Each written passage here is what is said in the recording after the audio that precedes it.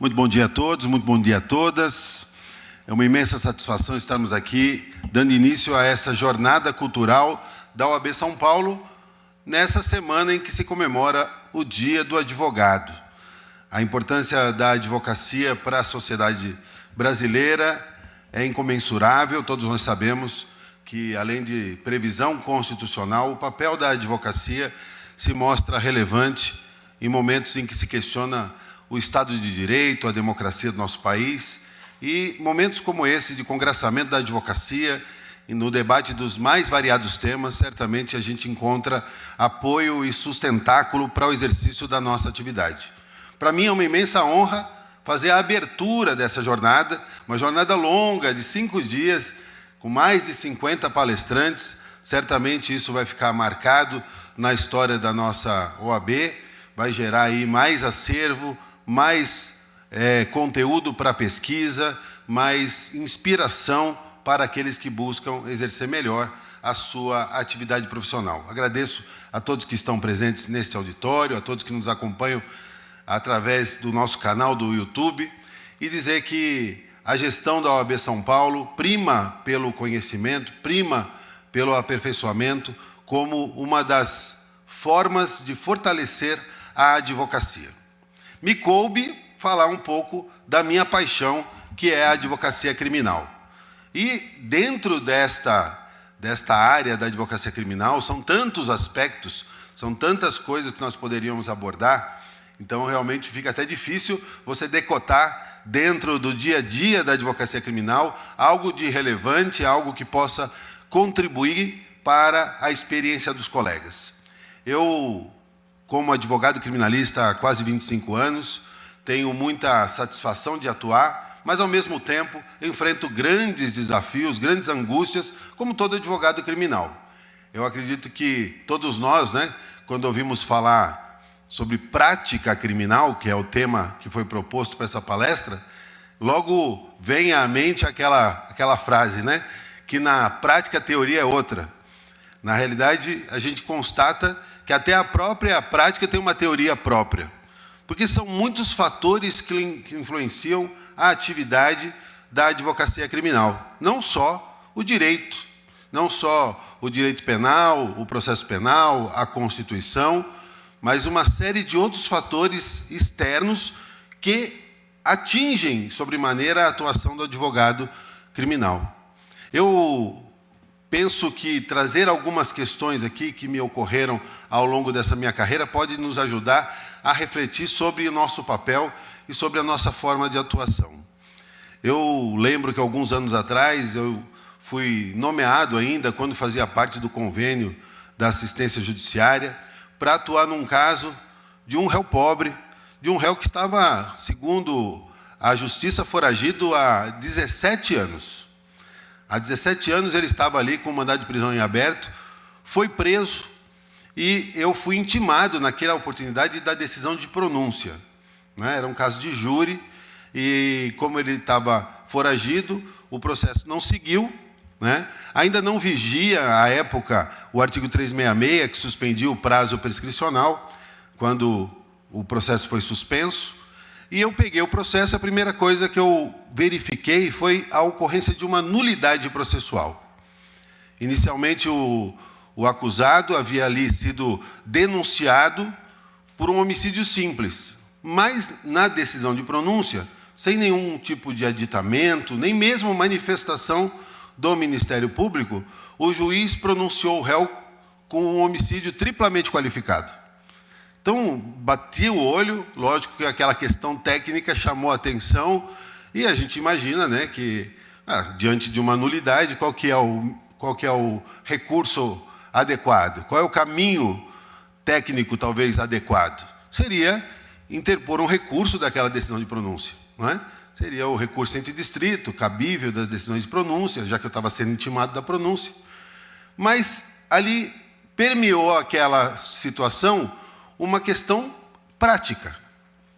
Era uma época em que lá na subseção de Guarulhos os julgamentos demoravam muito. E também aqui no Tribunal de Justiça o julgamento dos recursos demorava muito. Coisas de 3 a 4 anos até.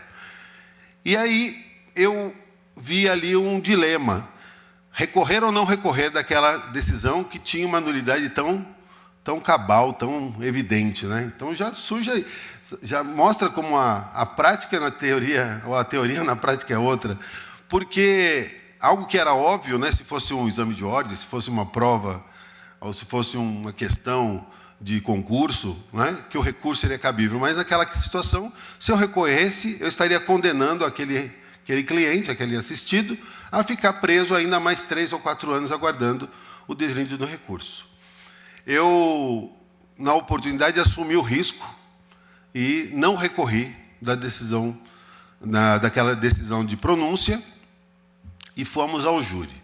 Chegou no júri, eu fui, logo que abriu a sessão plenária, conforme estabelece lá o artigo 471, arguí a nulidade do processo. Esperei chegar na hora do plenário e levantei a mão. Excelência, pela ordem, o processo é nulo. Mas por que é nulo? É nulo porque aqui foram incluídas 3 qualificadoras que não haviam sido mencionadas na denúncia, nem de forma implícita, não houve aditamento. O juiz optou em pronunciar com 3 qualificadoras que não foram debatidas, viola totalmente o devido processo legal. E, para minha surpresa, era um juiz novo na comarca, ele, apesar do Ministério Público ter ido contra, ele acolheu a minha tese. Ele falou: não, o senhor tem razão, é nulo. Então, estou afastando as 3 qualificadoras e o réu vai ser julgado por homicídio simples. Foi uma coisa, né? Poxa, que vitória. Eu lembro muito daquela história: pode ser sorte ou pode ser azar, né? Eu olhei aquela situação, poxa, vamos fazer agora um julgamento por homicídio simples. Facilitou muito. Na hora, eu já também, com aquela questão do tirocínio, raciocínio jurídico, eu fiz a conta. Eu falei: se homicídio simples, réu primário, se ele for condenado a uma pena próximo do mínimo, né? Qual é o prazo prescricional aqui? Se ele estava foragido há 17 anos, não havia suspensão da prescrição. Eu verifiquei que se ele pegasse 6, 7, 8, 9, 10, 11, 12 anos, a questão estava prescrita. Eu ia debater ali a tarde inteira, ele poderia vir a ser condenado, mas a pena que seria aplicada seria uma pena prescrita. Então, Excelência, pela ordem, diante do afastamento das qualificadoras, eu gostaria de requerer a Vossa Excelência que reconhecesse antecipadamente a prescrição, com base na pena virtual. Já que, se ele pegar uma pena de até 12 anos, considerando que ele é réu primário, essa pena vai estar prescrita. E aí, novamente, o Ministério Público foi contra. Dessa vez, o juiz discordou e falou: olha, não tem previsão legal, a prescrição antecipada, com base na pena virtual, não tem assento legal, então eu estou indeferindo. Eu falei: tudo bem, Excelência. Fomos para o júri. Um júri muito brigado, um júri que envolvia até questões graves de reconhecimento. Para você ter uma ideia, o crime era o seguinte: o rapaz estava num bar, foi abordado por 3 pessoas, 3 rapazes ou 3 homens que se identificaram como policiais, a paisana, perguntando onde estava a arma do crime. Ele falou que estava na casa dele, foram até a casa dele, tinha lá a irmã dele na sala, entraram, a irmã ficou assustada: o que foi? Não é a polícia. Foram até o quarto dele, pegaram a arma, voltaram para a sala, a mãe voltou, que estava no quintal, encontrou: o que aconteceu? Seu filho está preso. Mas o que aconteceu? Não, na delegacia a senhora vai saber. Mas vai levar ele para onde? Vou levar para o primeiro DP. Aí a mãe, desesperada, foi se trocar, foi pegar documentos e ouviu uma saraivada de tiros, ou seja, uma infinidade de tiros. Saiu desesperada e no portão encontrou o filho dela morto no chão com mais de 30 tiros, né? 30 disparos de arma de fogo. E aí a investigação começou, foram atrás de identificar os autores. Aí a irmã, foi a primeira que foi na delegacia, numa delegacia especializada, chegou lá e falou: olha, era um negro e 2 brancos. Deu as demais descrições, mas basicamente falou, era um negro e 2 brancos. E apresentaram para ela um livro, para ver se ela encontrava ali alguma pessoa que pudesse ser reconhecida. E ela, folheando o livro, identificou, mas assim, de forma muito segura, falou, esse aqui é o negro que matou meu irmão. Tem certeza? 100% de certeza. Foi feito lá um termo, um auto de reconhecimento fotográfico, com 100% de certeza. Passados uns 2, 3 dias, a mãe da vítima também foi à delegacia, da mesma forma, foi questionada como eram as pessoas que mataram seu filho. Era um negro e 2 brancos. Tá bom, dá uma olhada aqui no livro, vê se a senhora reconhece alguém.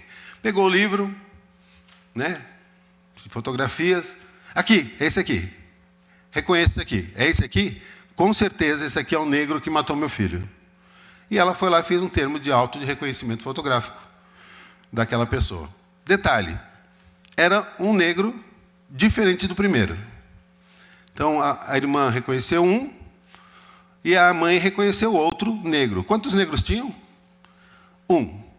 E esse inquérito foi relatado, encaminhado ao Ministério Público, o Ministério Público simplesmente denunciou os 2 negros como sendo autores daquele crime. Isso mostra o racismo, a fragilidade do reconhecimento e tantas outras coisas. Eu fui para o júri, foi só um negro a júri, porque o outro foi assassinado no meio do caminho, então resolveu, ficou um negro só.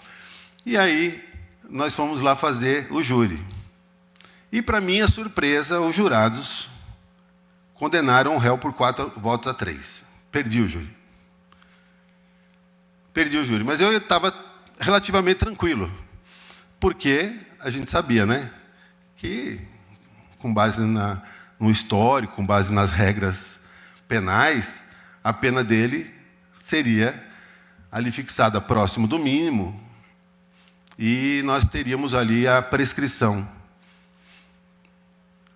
Eu aprendi a maior lição nesse dia, porque na época ainda votava, hoje não vota mais, né, as circunstâncias atenuantes, né, e agravantes.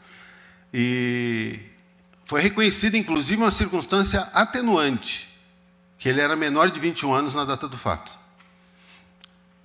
Para minha surpresa, o juiz, ao fixar a pena, ele fixou a pena base de um crime de homicídio simples, a pena de 6 a 20 anos, para um réu primário. Ele fixou a pena base em 15 anos de reclusão. Teve que reduzir, na segunda fase, 1/6 pela circunstância atenuante que foi reconhecida pelos jurados. E a pena final ficou em 12 anos e 6 meses de reclusão. E, com isso, ele conseguiu acabar com a minha pretensão de prescrição. E, na realidade, eu falei 17 anos, na realidade é um pouco menos, dava um pouco menos de 16, porque 12 anos, até 12 anos prescreve em 16, mais de 12 prescreve em 20.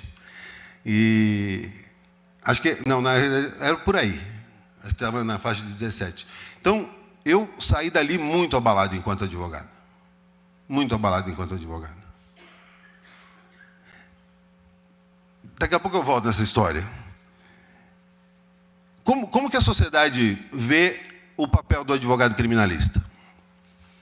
É o advogado do bandido, é aquele que gosta, que incentiva a criminalidade, que atua nas brechas da lei, o que é um grande absurdo. O que o advogado criminalista faz é justamente usar a lei, não as brechas da lei, né?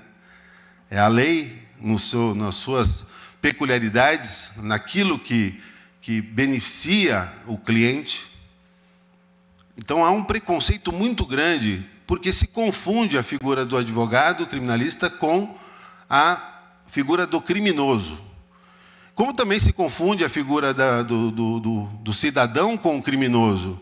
Porque, na realidade, enquanto ele não for condenado em definitivo, ele tem que ser tratado como alguém inocente.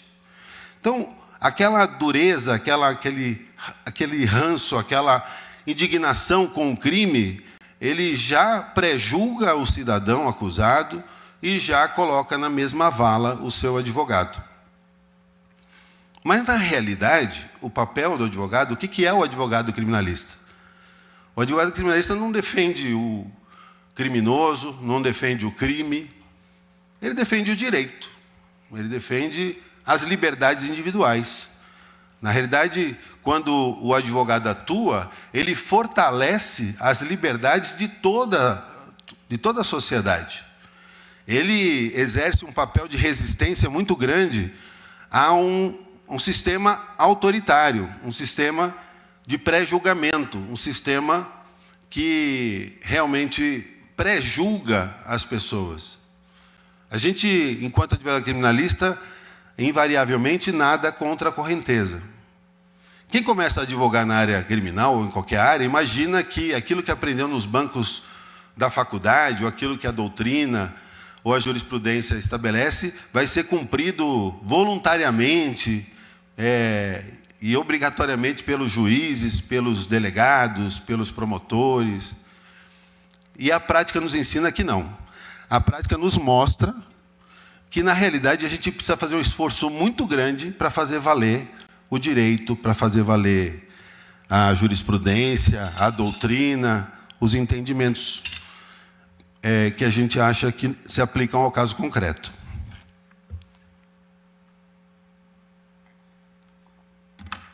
O nosso Código de Ética, no artigo 23, ele fala algo que muito básico, né? Mas fala assim: é direito e dever do advogado assumir a defesa criminal sem considerar sua própria opinião sobre a culpa do acusado.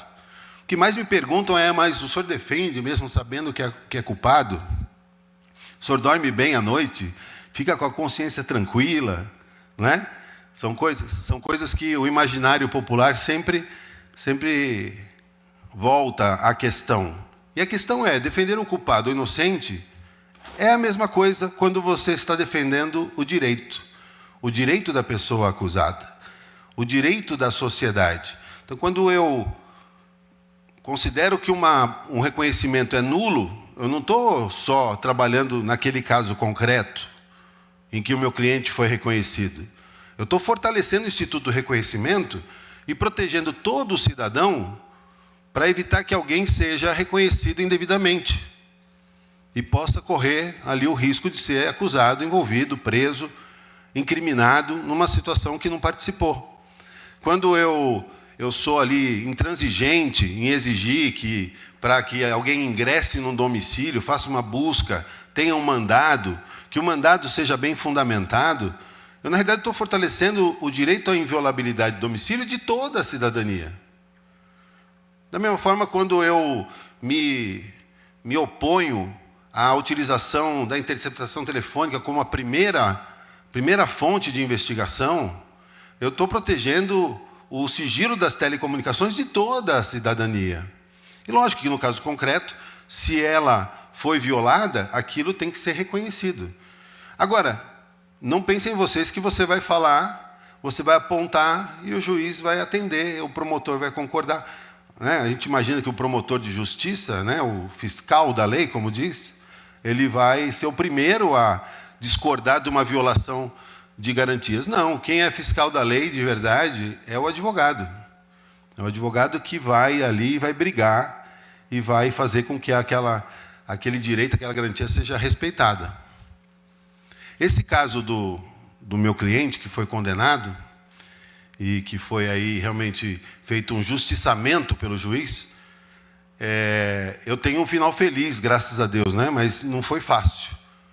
Eu impetrei um habeas corpus, consegui anular esse júri, num novo julgamento, que levou quase 1 ano e meio para acontecer.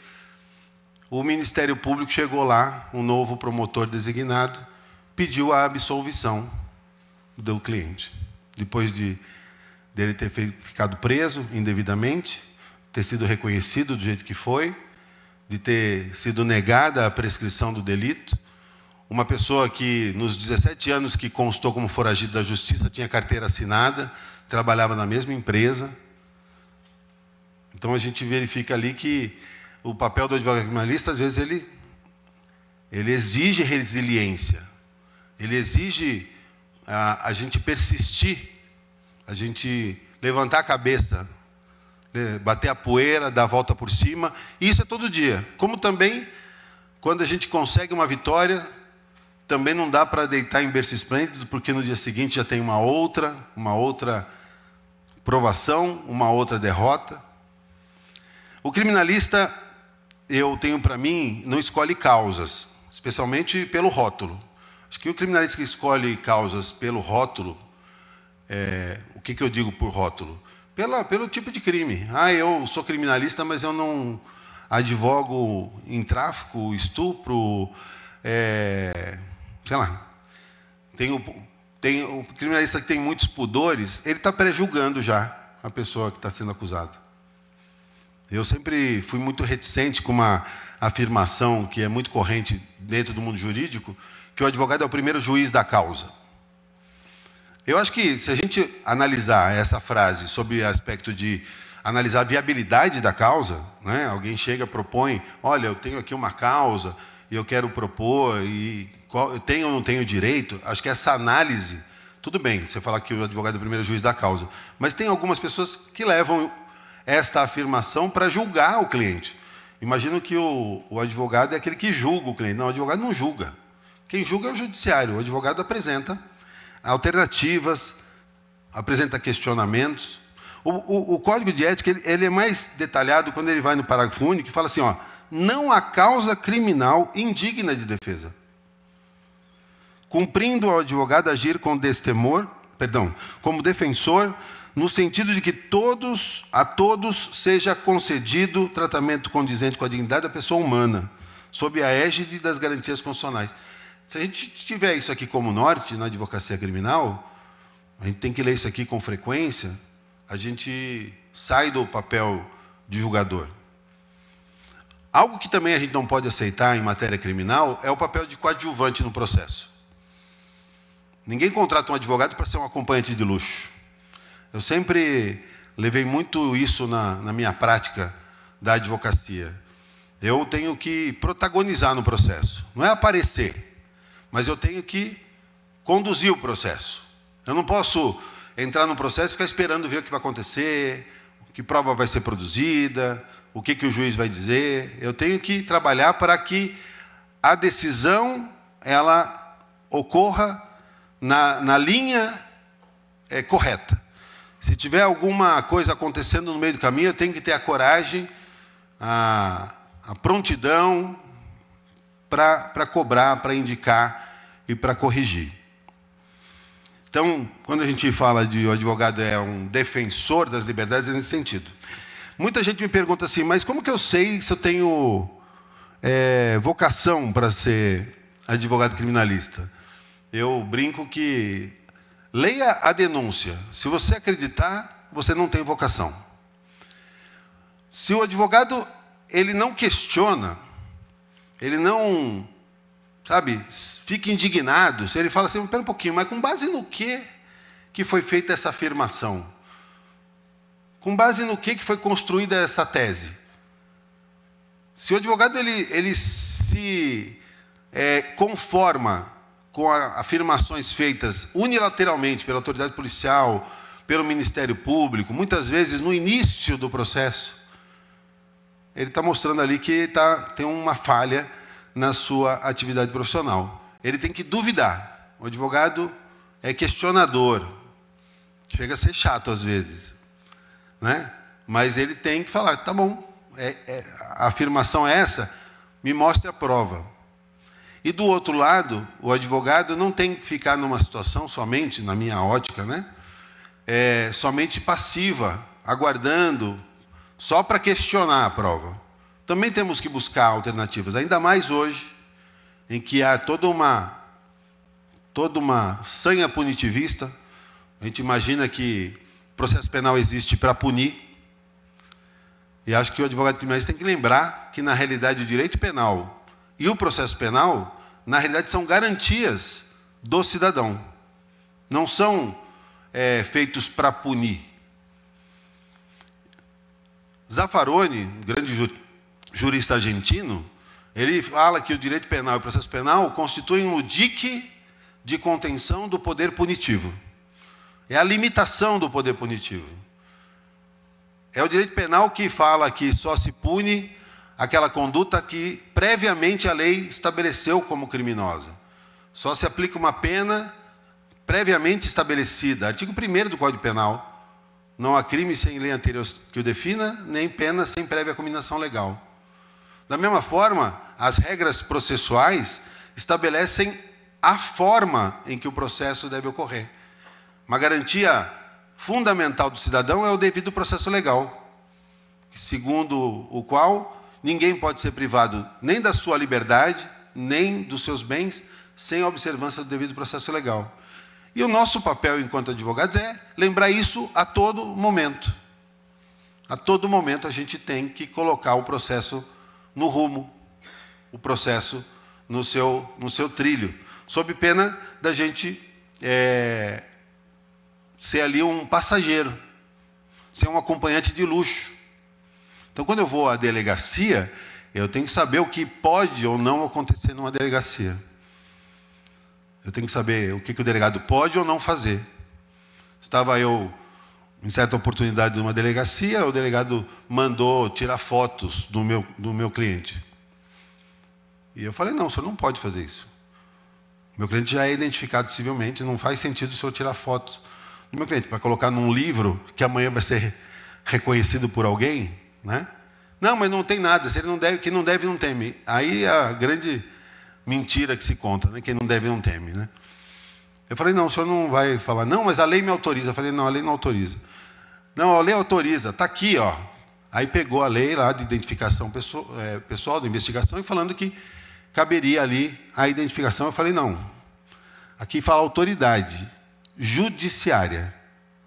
Então, se o senhor quiser pedir uma ordem para o juiz, uma autorização para o juiz, para o senhor fotografar no cliente, o senhor, sem problema, eu trago ele aqui quantas vezes o senhor quiser, mas sem a ordem judicial, eu não vou concordar. Ele é identificado civilmente, não está sendo questionada a identidade dele, ele não vai ser fotografado. Para quê? Para constar nos anais aí da polícia e amanhã ele ser reconhecido por um outro crime? Então, aí, quando eu mostrei o que falava a lei, ele não teve como sair, ficou bravo comigo no primeiro momento, mas no final do processo, do inquérito, a solução foi favorável ao cliente. E a gente não pode deixar as coisas acontecerem, simplesmente reclamar. Da mesma forma, no júri, que é uma área que eu atuo com frequência, ouço alguns colegas atribuírem responsabilidade aos jurados. O jurado dormiu, o jurado não viu, o jurado não prestou atenção. Eu penso que a responsabilidade é do advogado. Não que o jurado não tenha problemas, pode até ter, mas a principal responsabilidade é do advogado, de se fazer ouvir. A gente precisa melhorar a nossa oratória, melhorar o nosso argumento, ficar atento ao que está sendo ou não ali assimilado pelos jurados, traduzir. O jurado, via de regra, não tem formação jurídica. Ele não tem obrigação de saber o que é um crime impossível, o que é uma legítima defesa, nem o que é um crime consumado, tentado, que é dolo, que é culpa. Isso tudo tem que ser objeto do trabalho do advogado. Então, a gente não pode abrir mão desse nosso papel e nem delegar responsabilidade. Da mesma forma, numa delegacia, num fórum, estava eu lá na audiência de instrução, chegou a irmã da vítima, que era a principal testemunha de acusação, que estava detonando com o meu cliente, inventando um monte de história. Aí o juiz, senhora fulana, a senhora é a irmã da vítima? Ah, tá, então a senhora está dispensada do compromisso de dizer a verdade. Eu falei, excelência, pela ordem. Não está, não. Como não está, doutor? Ela é irmã da vítima. Eu falei, excelência, desculpa, está havendo alguma confusão. Quem é dispensado do compromisso são os familiares do acusado, não da vítima. Não, doutor, o senhor quer saber mais que eu? Eu falei, não quero saber mais que Vossa Excelência. Mas se quiser, a gente pode consultar aqui o Código de Processo Penal. Ele chegou ao ponto de ele abrir o Código de Processo Penal e perceber, ali na audiência, aprender na audiência, que quem é dispensado do compromisso não é o familiar da vítima, é o familiar do acusado. A gente pressupõe, né, que quem está ali está sabendo o que está fazendo. E nem sempre. Então, tomem cuidado, né, se me permitem aqui, na prática a gente tem que, como eu disse, estar preparado para até esse tipo de coisa. É lógico, não vamos confundir altivez, com ignorância, com arrogância, com algum tipo de... Mas a gente pode ser uma pessoa, um profissional firme, combativo, e, ao mesmo tempo, tratar com educação, com lianeza, que, aliás, é nossa obrigação, não é nem um favor. Não é? Isso está no nosso código de ética, é nossa função principal. Estava eu no STJ fazendo uma sustentação oral, e eu fiz uma sustentação oral efusiva, falando que o caso era nulo. E aí, quando passa para o relator, ele começa a me arrebentar. Começa a falar que eu inovei, trazendo um argumento que não estava no habeas corpus, algo que eu não provei, que eu não juntei, e que eu fiquei ali... Falei, excelência, pela ordem. Aí ele, doutor, o senhor já falou, agora o senhor me ouve. Falei, excelência, pela ordem. Excelência, pela ordem, está nas folhas tais. E ele foi, pediu para garantir a palavra dele, cortar meu microfone. Foi super duro. E foi, negou o habeas corpus, denegou a ordem. E eu saí, né, meio torto. Mas o segundo ministro pediu vista, diante do ocorrido. E aí, no dia seguinte, estou aqui em São Paulo já, me liga o gabinete do ministro, o relator, pedindo para falar comigo. Eu falo, pois não, ministro, eu estou ligando para pedir desculpa. Eu falei, não precisa, ministro. Não, quero me desculpar, o senhor tem razão, o documento estava lá nas folhas, eu me confundi, não encontrei na hora, e eu queria saber se o senhor pode vir na próxima sessão. Eu falei, mas é necessário que eu vá? Ele falou, não, eu estou mudando meu voto, já estou adiantando que eu estou mudando meu voto, mas eu queria que o senhor tivesse, que eu quero pedir desculpa para o senhor. Eu falei, não precisa, excelência. Deferindo o habeas corpus, já está pedindo desculpa. Aí ele, não, mas eu faço questão, falei publicamente, quero pedir... Isso não acontece toda hora, né? Mas não aconteceria se eu não tivesse feito uso da palavra pela ordem, de forma sumária, apontado onde estava o documento. Se eu tivesse engolido, aí eu ia chegar em casa, ia xingar o ministro para minha mulher, ia chegar no meu escritório, ia xingar para os meus sócios, e a efetividade disso era zero. Né? Então, estar pronto para agir na hora que acontece é fundamental. Então, esse agir imediato é fruto do quê? Do estudo, do preparo. Né? Não quer dizer que eu estou bem preparado, não, porque o preparo é constante. Não tem fim, acredito que não tem fim. Todo dia a gente toma um susto. Né? Acabei de tomar um susto ali, sabendo que o Supremo está considerando constitucional prender o réu no júri com uma decisão de primeiro grau. Até pouco tempo atrás se discutia se era cabível o início da execução da pena na segunda instância, agora estão autorizando a prender na primeira instância. Então, a gente toma um susto todo dia a gente tem que se adaptar. Mas, o destemor, né, a gente fala destemor. Você tem medo quando você atua? Olha, às vezes a gente tem medo, sim. Você atua, às vezes, contra poderosos. Uma vez eu fui nomeado para um júri federal, que é muito raro o júri federal, mas foi um caso excepcional, porque já eram 5 réus, era o assassinato de um delegado mandou matar o outro, e aí eram 5 réus, 4 já tinham sido julgados, só faltava um. E aí chegou no dia do júri, o advogado que era constituído pelo réu não foi. E aí a juíza, desesperada, né, num júri federal, move-se montanhas, né, uma estrutura que eles não têm normalmente, e aí ela falou, putz, o advogado não veio, eu preciso, redesignou para a semana seguinte, e aí precisava de um advogado para ficar de reserva. Se o advogado não vier de novo, o CPP autoriza essa substituição, né?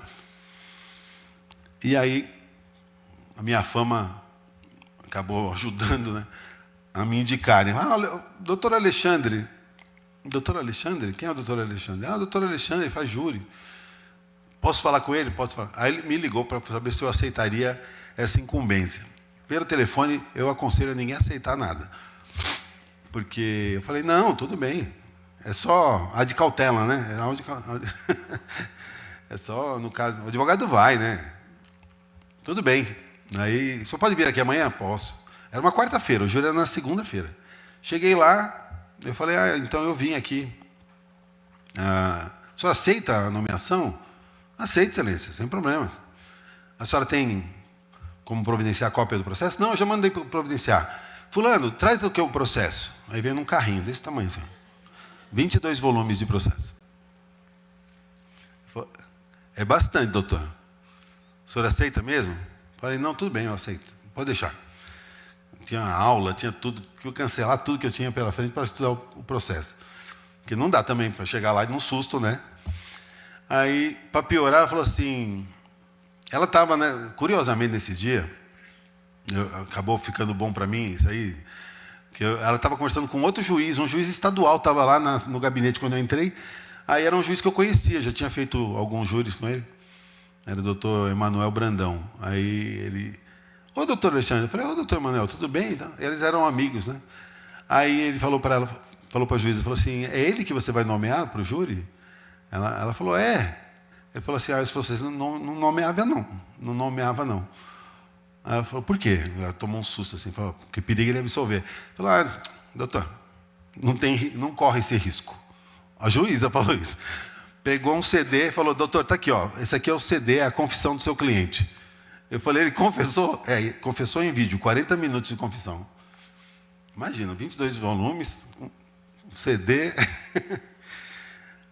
Aí eu fui estudar o processo. Processo difícil, né? Um delegado mandou matar o outro. O meu ali assistido seria um dos executores, né? Bem difícil. Era um caso, imagina, envolvendo delegados, né? Na época não resolvia. Aí o ministro da Justiça designou um outro delegado que veio de Brasília para assumir o caso e esclarecer o caso, e depois que esse cara veio, é que o caso se esclareceu. Aí eu fui assistir a fita de confissão, meu cliente sem camisa, confessando, falando que tinha atirado. Mas me chamou a atenção um detalhe nesse processo, porque quando perguntou, falou assim, mas quantas armas eram? Num dado momento, tinha outros detalhes, mas uma chamou assim, quantas armas eram? Você e o... Aí ele falou, era uma arma só. Aí o delegado repete a pergunta, só que os dedos do delegado aparecem no canto do vídeo, assim. Quantas armas eram? Aí fala, eram 2 armas. Aí isso deu um indicativo de que havia alguma coisa errada. Fui falar com o cliente, falei, vou falar com ele, né? Na dúvida. Ele não queria me atender, a mãe dele queria me bater, achou que eu fazia parte do conluio para condenar o filho dela, porque o advogado não tinha tido acesso ao processo, segundo ela. Eu falei, então tá, agora eu tenho aqui o processo. Se ele quiser, eu dou uma cópia para ele, se ele quiser. Na realidade, o advogado acho que não estava querendo fazer o júri, e aí, nessa brecha, fui lá, estudei o processo, no final de semana, o que eu pude. Cheguei lá no júri, falei, o advogado vai vir, né? Fiquei esperando o advogado, nada do advogado. Aí a juíza chamou o advogado, apregou o advogado, esperou meia hora, o advogado não vinha. Bem, como o advogado não vem, então quero chamar o doutor Alexandre para assumir a defesa. Me lascou.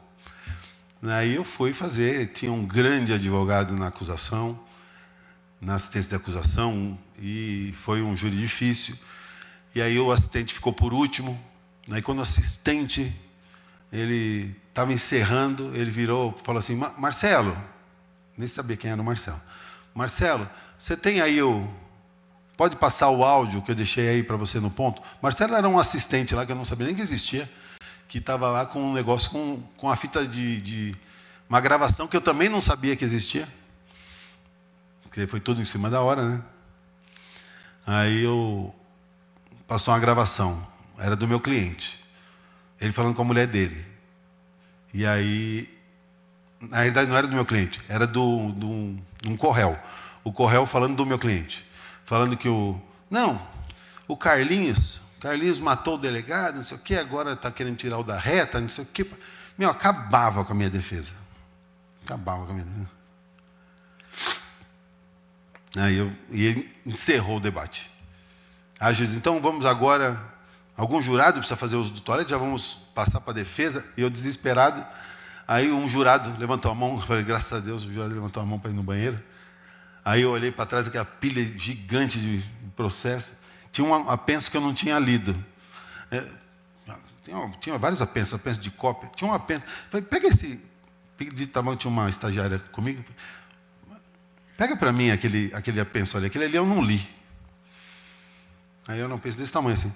Aí eu abri, eu juro para vocês, eu abri o apenso na página da gravação, da transcrição da gravação que tinha acabado de passar. Foi uma coisa assim, inexplicável. Eu abri na página.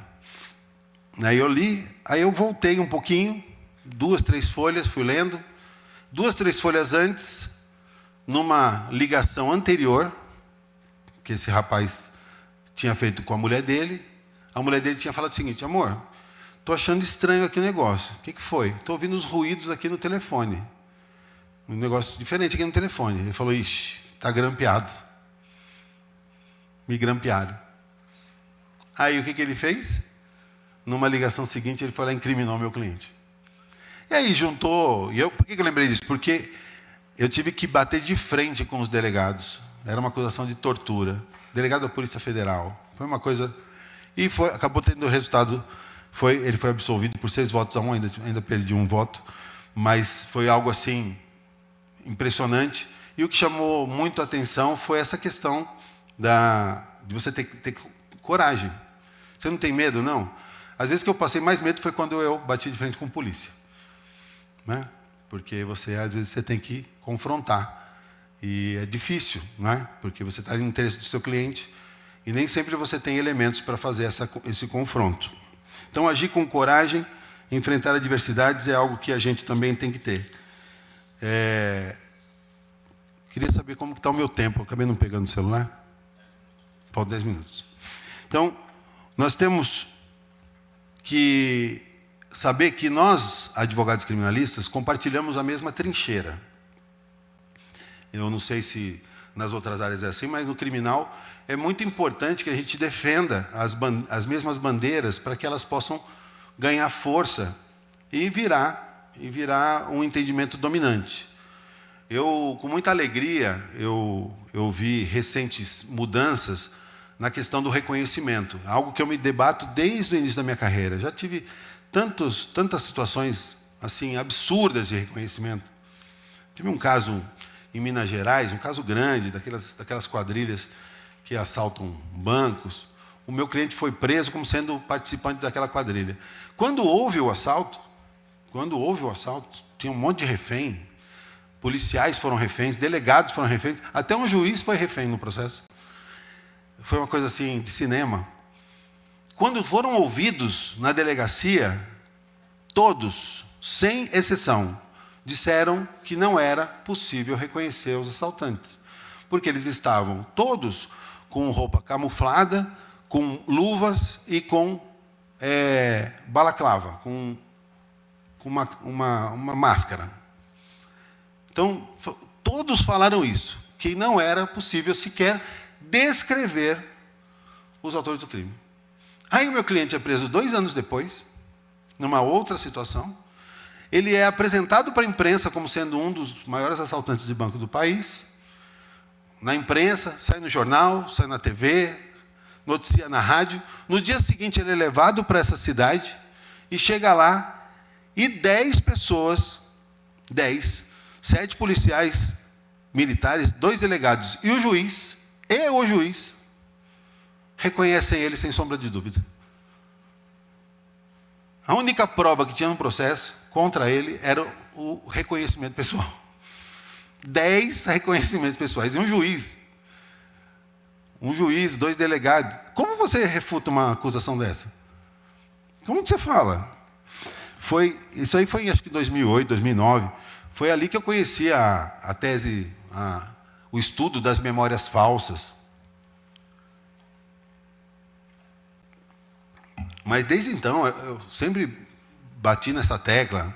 A gente bate no escritório, preliminar, de nulidade, quando não são observadas as formalidades do 226, que já é um dispositivo pobre, né? O 226 do CPP, que trata do reconhecimento, ele é tão simples, e nem isso não se reconhece.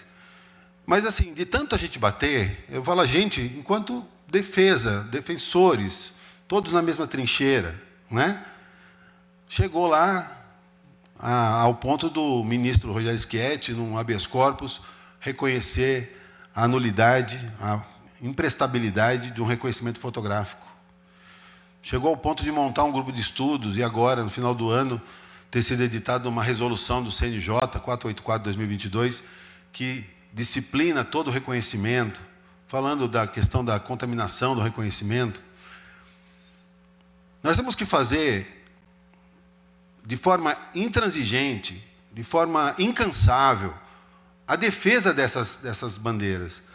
O sistema acusatório, o juiz das garantias, a observância do artigo 212. Tanta gente já está conformada com a violação do 212. O que é o artigo 212? É o que fala que quem produz a prova é a parte, não é o juiz. Então, na hora de inquirir a testemunha, quem tem que inquirir é a parte, não o juiz. Então, se a testemunha de acusação, cabe ao Ministério Público fazer as perguntas, depois ao defensor fazer os seus questionamentos, e ao juiz, quando muito, algum esclarecimento suplementar, mas não o juiz produzir a prova. Como na maioria dos lugares a gente verifica, o juiz fala, não, aqui eu adoto o sistema presidencialista. Não existe isso. Existe a lei, artigo 212, sistema acusatório. O destinatário da prova é o juiz, ele não pode ele produzir a prova. A gestão da prova tem que estar na mão das partes. Só que se a gente vai se conformando, a gente vai cedendo. É a mesma coisa que a gente se conformar com violação de prerrogativa. Por que a prerrogativa é tão importante? Porque a prerrogativa é que nos dá força no exercício profissional. O uso da palavra pela ordem, que eu acabei de mencionar, se a gente não faz bom uso, ou se a gente cede àqueles que querem nos impedir de falar, se a gente não faz constar na ata, no termo de audiência, as ocorrências da audiência, porque o juiz diz que a ata é dele, e a gente aceita, e assim por diante, tantas outras, né? Se a gente quer ter acesso ao cliente de forma reservada, como diz a prerrogativa, e não tem, e a gente aceita. Estava uma vez na audiência, cheguei lá e falei assim, agora antes do interrogatório, quero falar com o meu cliente. Pode falar, mas eu quero falar com ele reservadamente, excelência, conforme estabelece a legislação. Fala, doutor, desculpa, mas aqui a gente não tem estrutura. O Estado não nos dá estrutura, não tem onde o senhor falar com ele reservadamente. Falei, eu me solidarizo ao judiciário pela falta de estrutura, então peço que Vossa Excelência conste no termo da audiência que a defesa pediu para falar reservadamente e Vossa Excelência falou que não tem estrutura para isso e estava negando essa garantia. O juiz olhou para a minha cara. Doutor, eu vou tomar um café? O senhor fica à vontade aí, pode usar a sala, daqui a pouco eu volto. Então, a gente tem que fazer valer e entender que essas brigas ou essas discussões não são algo só do meu cliente, só da minha causa. É uma briga de todos. Eu acho que ainda que cada um no seu escritório, cada um longe, ter a consciência que faz parte do mesmo exército, que habita a mesma trincheira, e se a gente ceder, a gente está fragilizando toda a atuação da advocacia criminal. Só para encerrar, eu queria falar de algo que eu vivenciei, que é o relacionamento com a imprensa, com a mídia. Muita gente tem dúvida se o advogado deve ou não dar entrevista, se ele deve ou não falar do caso. Deixar claro que, se for possível escolher que o caso não ganhe repercussão na mídia, eu escolho que ele não ganhe repercussão na mídia. Né? Porque, assim, dependendo da repercussão, o seu cliente, por mais que ele pague a pena privativa de liberdade, ele vai ter uma pena de prisão perpétua. Ele vai estar vinculado àquele crime para sempre. A imagem dele nunca mais vai ser restabelecida.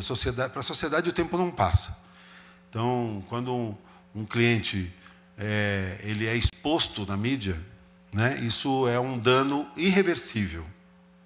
Tá? Então, Se for para escolher, então várias oportunidades que eu tive, eu já consegui abafar a mídia. Como que você abafa a mídia? Tirando o que interessa. Teve um caso, por exemplo, que o meu cliente matou a namorada, que era delegada, dentro da delegacia, e era um caso que tinha tudo para ganhar repercussão, e eu falei, olha, eu não vou pedir a revogação da sua prisão, porque se eu revogar a sua prisão, ou se eu pedir, isso vai ser a pauta do jornal de amanhã. Vamos deixar a coisa acalmar? Vai aparecer um outro caso, e o seu caso... E, no fim, esse rapaz foi condenado, cumpriu a sua pena, retomou a sua vida, e ninguém... Ele pode ter vida normal. Outros casos, a gente sabe que a pessoa pode pagar a pena, né? A gente vê a dificuldade, às vezes, até para conseguir uma progressão de regime, casos midiáticos, essa pessoa nunca mais, por mais que ela pague a pena, nunca mais. Tivemos agora a morte recente do Guilherme de Pádua, né? Morreu jovem. Ele era um exemplo de uma pessoa que, para a justiça, tinha pago a pena, mas para a sociedade a pena nunca foi paga. Mas, se o caso é de mídia, se o caso está sendo trabalhado na mídia, pelos órgãos, pelos meios da acusação, não dá para a defesa ficar quieta também. É a minha opinião. Porque, casos de júri, especialmente, em que você vai chegar lá com os jurados já contaminados com essas informações, no mínimo o advogado tem que trazer elementos que gerem uma dúvida, que gerem uma possibilidade de você chegar no júri e ter como discutir a causa. Se você deixar só a acusação falar num processo, não vai ter o que você faça no júri para você conseguir reverter aquele quadro, mesmo que o seu cliente seja inocente. Então, só a minha opinião. Então, a gente tem que estar habilitado, tem que estar preparado. Porque também não pode falar qualquer coisa, não pode falar de qualquer jeito. Porque senão, ao invés de você ajudar, você afunda o seu cliente. Né? Já vi também muitas declarações de advogados seriam usadas para incriminar ainda mais o cliente. Então, são alguns pontos que eu trouxe para vocês, alguns pontos focais aí da minha atuação na advocacia criminal. Espero ter dado alguma faísca aí para a gente poder correr atrás e dizer que estamos todos juntos nessa função, nessa missão que é de fortalecer o direito de defesa, garantir a presunção de inocência, a observância do devido processo legal, coisas que não são só teóricas, né? Que a gente tem que trazer essa teoria toda para o exercício da prática profissional. Agradeço a atenção de todos, desejo que todos tenham uma ótima jornada cultural, muitos outros temas virão, o palestrante que me sucede é brilhante, vai enriquecer muito, com certeza. Então, peço a todos que continuem aí prestigiando os eventos da OAB São Paulo. A OAB São Paulo tem procurado primar pela diversidade nos conteúdos. A nossa Escola Superior da Advocacia está bombando, muitos cursos, e esse ano nós temos uma novidade. A gestão criou um programa Anuidade de Volta. Toda a anuidade que o advogado paga é convertida em créditos para ser utilizado na Escola Superior da Advocacia para fazer os cursos pagos, sejam cursos de extensão ou de pós-graduação. É uma forma que a gente encontrou para fomentar o conhecimento e para dar uma devolutiva à advocacia daquela anuidade que todos nós pagamos. Muito obrigado a todos, uma ótima jornada.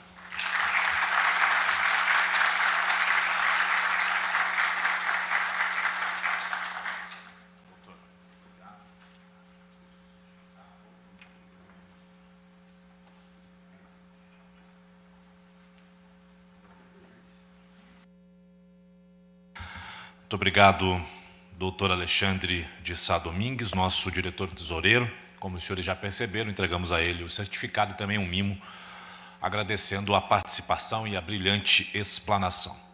Destacar os senhores e as senhoras advogadas e advogados que estão conosco, que chegaram há pouco, também as pessoas que estão conosco pelo canal do YouTube oficial da OAB. Ao todo, nesta semana, neste mês, nós teremos muitas programações.